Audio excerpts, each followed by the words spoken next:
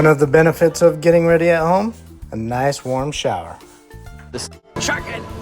What's going on, guys? We are back again for another episode. You already know, teammate Lucio, and this is Cherry. This is our first time diving together, so let's get the state. Oh, by the way, we're waiting for one more person, H2O by Motorcycle. Big shout out to Jeff. Let's get the day started.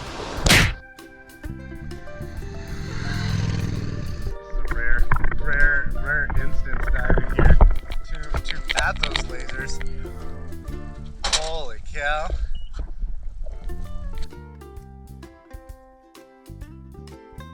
Alright, we got Speargun. Shark hit. Down around the corner. Hello. Hi everybody. Let's go. It's always awesome to find a tide pool to get out in the water, but you have to army crawl across all these nice spiny purple urchins. So let's warm up this first dive. What we're gonna do is today I am purposely looking for some scallops, some urchins, and as much sushi fish as I can find. First look under this ledge. This is where you're gonna find your scallops, up on top or in between cracks. Nothing on this one.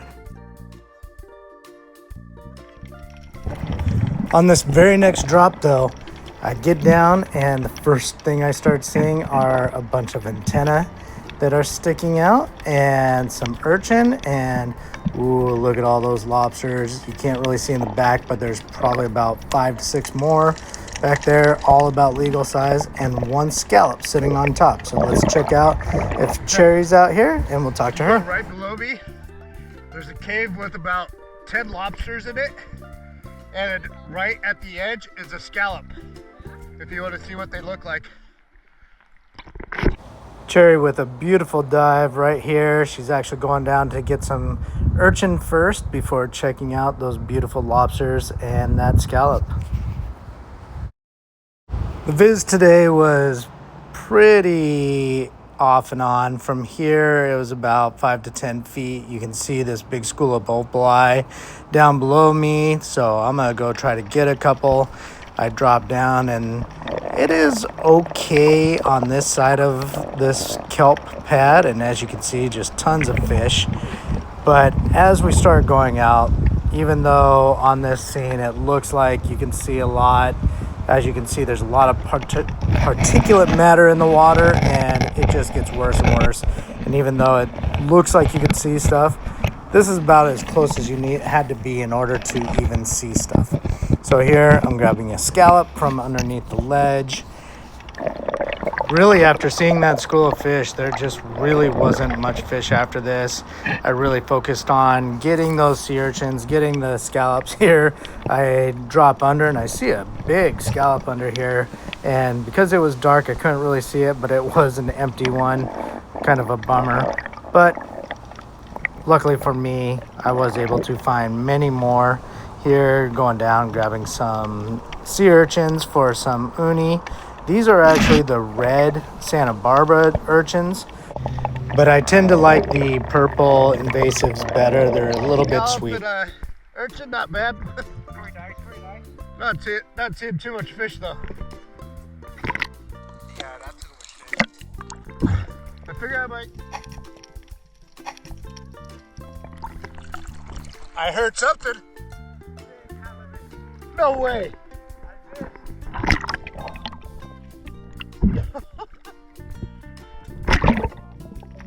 We did continue following that halibut for a little bit, trying to hunt it down since they tend to go in a straight line, but with this viz it was just so bad that we couldn't really see anything. So went back to hunting for some urchin and some scallops, and hopefully a fish that comes along.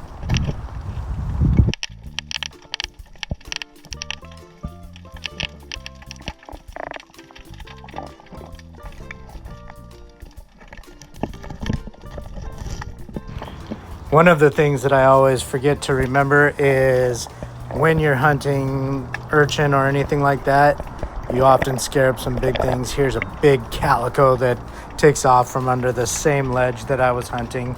I should have been ready to go get him. I did try hunting him down, but no luck. Now this is a first for me, and I've never had this happen, but you see it in Instagram reels all the time. Swimming along, and you're still hunting fish, and all of a sudden you see this fish come right at you. Literally comes up, and not only comes up, but it looks like it's actually sniffing my spear. And so this opali is obviously coming home with me. All right, not a bad harvest for today. So we have 19 urchins, about half and half, purple urchin and red urchin. And then we have 5 scallops. I ate one. I've already taken care of my opali.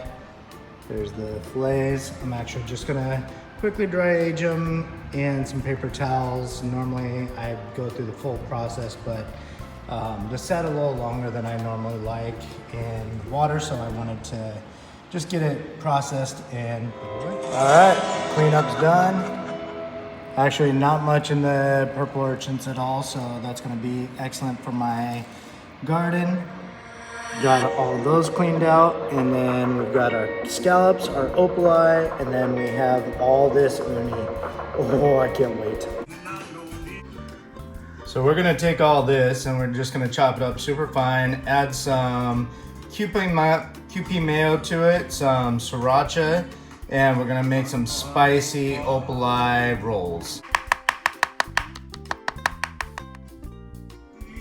Chop your green onion super fine. Here we go with our QP mayo. I don't like a ton in there, but we'll try that. Now it is supposed to be spicy, so we'll take our sriracha and add a good amount in here. Probably about a tablespoon and a half. All right, so added all that in, mixed it up, and it's really delicious. Some people like to add sesame oil, but this one actually tastes so good, I'm gonna leave it as is. All right, so now I got my scallops. So what I'm gonna do is I'm gonna take these ones down here, and I'm actually going to cut them up a little bit, make some nice thin slices, and I'm gonna put them on top of one of the spicy rolls. I'm going to put some dynamite sauce on top of that, and I'm going to burn it so that I can have a dynamite roll with some spicy opali in the middle. Shoot, forgot to show you the first one, but here we go. We're making the construction. Put the rice down first, put the seaweed on next. Now you got your spicy opali, some cucumber, and some avocado. A spicy roll with the scallops on top. I'm gonna put the dynamite on.